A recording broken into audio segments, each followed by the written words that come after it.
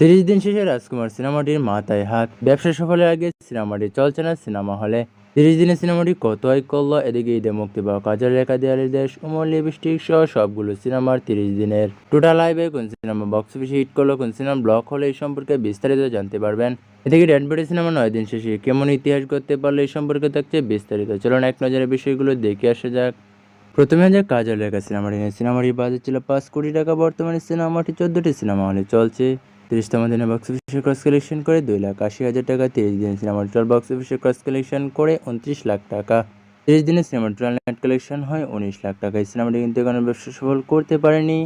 এরপরেই রয়েছে দেয়ালের দেশ সিনেমাটির বাজেট ছিল 2 কোটি টাকা। বর্তমানে সিনেমাটি 13টি সিনেমা হলে চলছে।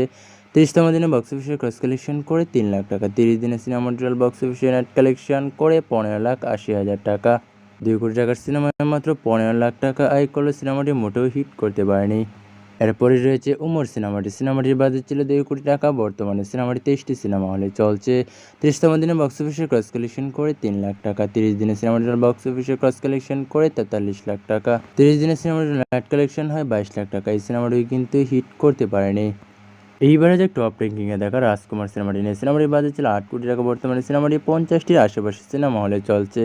30তম দিনে বক্স অফিসে ক্রস কালেকশন করে 3 লাখ টাকা। 30 দিনে সিনেমাটির টোটাল বক্স অফিসে ক্রস কালেকশন করে 14 কোটি টাকা। 30 দিনে সিনেমাটির টোটাল নেট কালেকশন হয় 7 কোটি 50 লাখ টাকা।